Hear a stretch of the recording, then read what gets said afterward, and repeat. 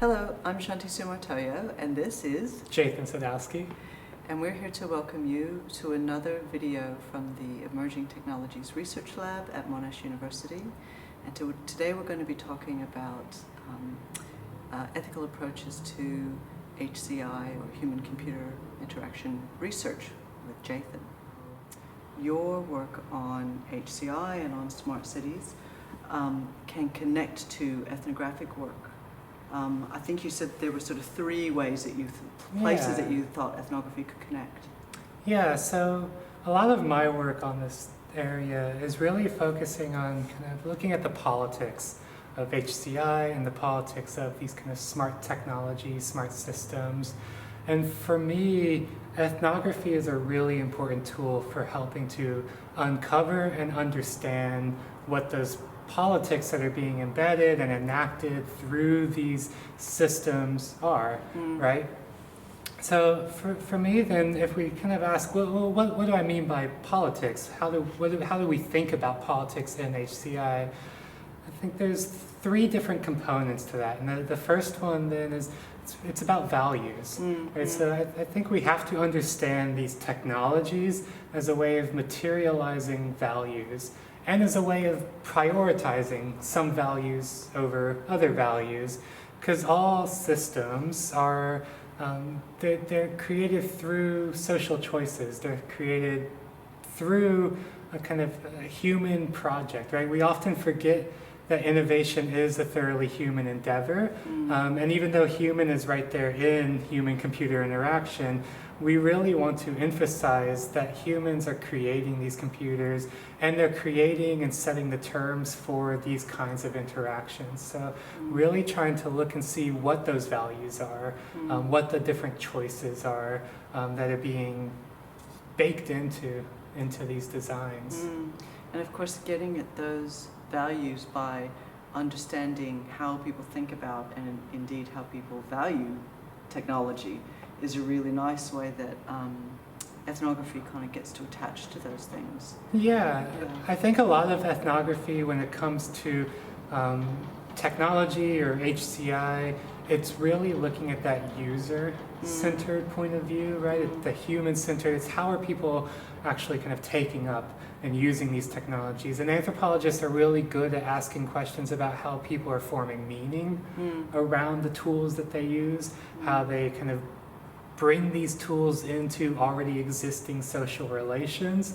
And I think for me, looking at the politics of this is in a way asking ethnography to take a step even further back into that process of HCI and focus on the designers of these tools as well, to really put them under the ethnographer's lens, and study the designers as well as the users. And of course, these sorts of values, be they the values that the designers hold themselves, that they may embed into the technology with their work, or the value systems that these technologies then become a part of, is another way that human-computer interaction can be explored ethnographically. Yeah, and that's really getting to that second component of structures. So we've got values, and now we're looking at structures, and that really is about understanding the larger, kind of broader context, the social, cultural, as well as the political and economic kind of context in which these things are being built. The technologies don't exist outside of that, and but even more so, they really kind of replicate and they reproduce the kinds of broader structures in which these decisions are being made. And a lot of times that's done unconsciously, right? Like people aren't going out there deciding, all right, I live in a patriarchal system, so I'm going to build a patriarchal technology. It's something that's really implicit and it's unconscious, and it's just the kind of like, it's the air that we breathe, right? And so I think a real kind of crucial part of the ethnographer's tool is to be able to understand that, but be able to also untangle that, tease that out a little bit and see, how these kinds of assumptions, how these different social relationships are being, again, replicated and reproduced and oftentimes kind of buried inside of especially computer systems. I mean, and it's interesting that you mentioned the patriarchy, because there are some great examples that are gender-based of how the implicit values of the designer then become systematized through technological design. Yeah, for me, I mean, two real just great examples and landmark examples are, one is from the Rachel Weber's article, really classic piece on the gender design in military cockpits. So there she's looking at how human factors research, this kind of, which is a big part of, it's an anthropological field. It's really looking at how kind of ergonomics and the human body and physiologically and how we can create technologies that are built for the human body.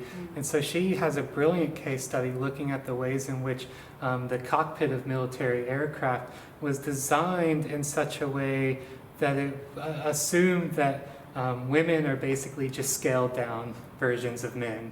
Right, which is not the case. Women have different types of bodies than just a smaller man. And so what ended up happening is you get these cockpits that are very usable for 95% of men, but almost unusable and in fact oftentimes dangerous to use for women.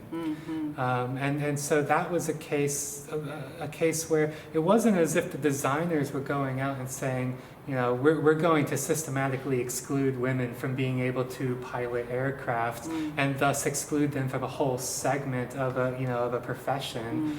But instead it was this kind of, quite literally, women just weren't in the room, right? So it was the product of assumptions that were being made, and those assumptions come from that larger structure. Yeah, I mean the cockpit design is a great example of technology in space. But I know that there are other examples that are about how gender is kind of built into algorithmic ways of recognizing people. Yeah, and this is another very recent example, just from an article last year in 2019 by the historian Mar Hicks. They, in their work on kind of gender and the computer industry, particularly in Great Britain, they wrote this article looking at the ways in which these early kind of 1950s newly computerized government systems that were kind of taking over the administration of really crucial things like welfare and apportioning, pension benefits, these kind of core benefits that are part of being a citizen of the country, and how programmed into these systems are what Mar Hicks calls one of the first instances of a transphobic algorithmic bias, in the sense that gender was a parameter in the system because it was used to decide things like benefits and who gets benefits and so on and so forth, but it was intentionally programmed as this static binary value. So you're either male or female, and once you're one, you can't change to the other, and there's nothing else, right? And they in their article really kind of lay out some real human examples, real human stories of how this had impact on people who were trying to change their gender, on transgender people who were being systematically excluded from and harmed by this system, right? They were being denied benefits that were their rights as citizens. They were being discriminated against. And this was not a case of, just faulty assumptions because of a kind of, living in a patriarchal society. This was the case of quite intentional decisions because of living in this real kind of patriarchal structure. And so I think those two examples show us how, those larger structures and the kind of cultural assumptions that come with that can implicitly and explicitly be programmed into these systems, and really again shape what that interaction, that human-computer interaction means, and what it means for different segments of people. Mm-hmm. So with ethnography in the kind of picture that you're painting for us here, ethnography can get to how people think and feel about the design work or the kind of interaction, so kind of both sides of that equation. It can see how those thoughts and feelings and values are embedded in bigger systems, but also how they help to perpetuate, support, or even in some cases resist those systems.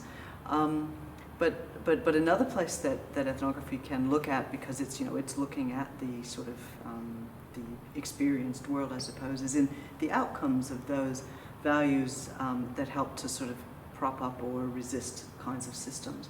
So can you talk a little bit about the sorts of outcomes that come from HCI research? Yeah, so and here I want to expand what we mean when we think about the outcomes, because it's not just outcomes in the sense of what is the product that's being built, right? And it's not just outcomes in the kind of smaller scale sense of, like we've already talked about, with how are particular individuals or groups of people being impacted by these technologies. And that is definitely part of it. But I also want to think about outcomes in a kind of political sense, in terms of what are the distribution of benefits that are being created through these technologies, right? I mean, what is it that we as users might be getting from the technology? Is it just, some marginal upgrades and convenience to our everyday life, a little bit more connectivity, for example? And that's all well and great, but what might the benefits that other people might be getting from, how about the owners of these systems, the people that have the ability to make decisions and investment decisions about what's being built and how it's being built, right?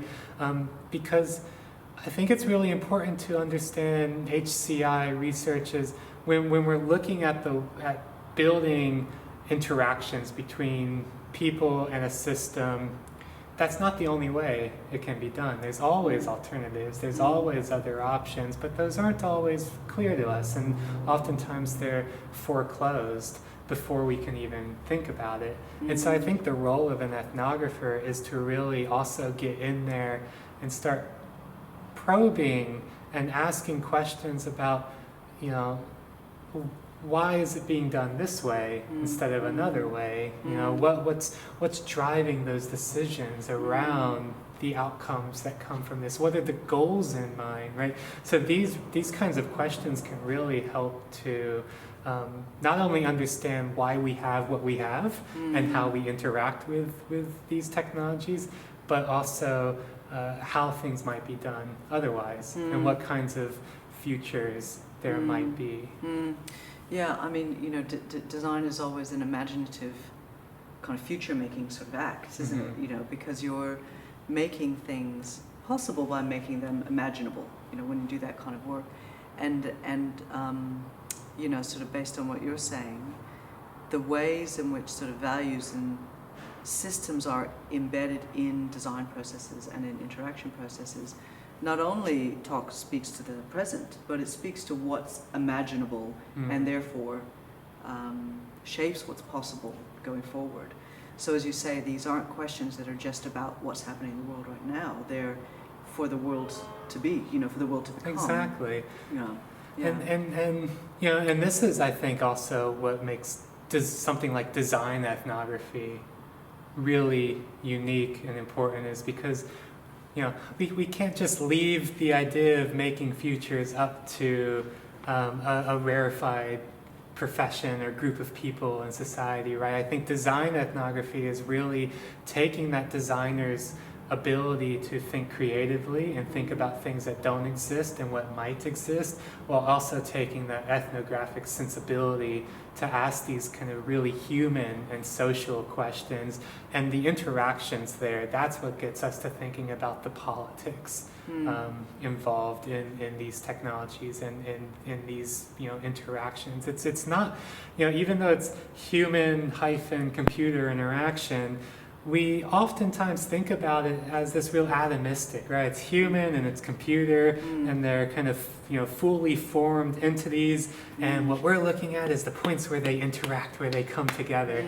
But that's not the case. These are two kind of not fully formed, but developing, being formed, and being co-produced things, right? So we really have to take seriously that hyphen between the human and the computer. And that hyphen is where I think the ethnographer lives. Yeah.